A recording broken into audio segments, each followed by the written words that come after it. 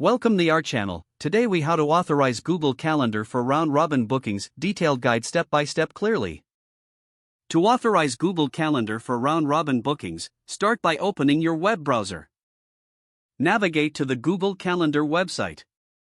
Sign in to your Google account if you are not already signed in.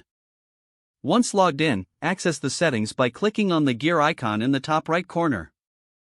Select Settings from the drop-down menu. In the Settings menu, locate your calendar on the left side. Click on the name of the calendar you want to use for the round-robin bookings. Scroll down to the Share with Specific People section. Click on Add People to invite others to your calendar. Enter the email addresses of the individuals you want to include. Choose the appropriate permissions from the drop-down menu. Ensure the permission selected allows them to manage events. Click the Send button to share the calendar. Next, open the tool or application you will use for round-robin bookings. Look for the option to integrate or connect with Google Calendar. Select Google Calendar from the list of available integrations. You will be prompted to log in to your Google account again for authentication. Follow the instructions to grant the application access to your calendar. Once authorized, return to the application settings. Look for an option to configure the round-robin booking settings.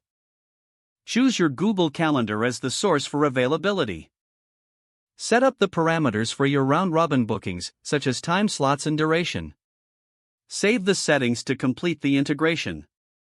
Test the round-robin booking functionality to ensure everything is working correctly. You are now ready to manage your bookings effectively using Google Calendar. If the page does not load, refresh the browser or try again in a private or incognito window. Make sure you are using the correct email address, then retype it carefully to avoid small typos.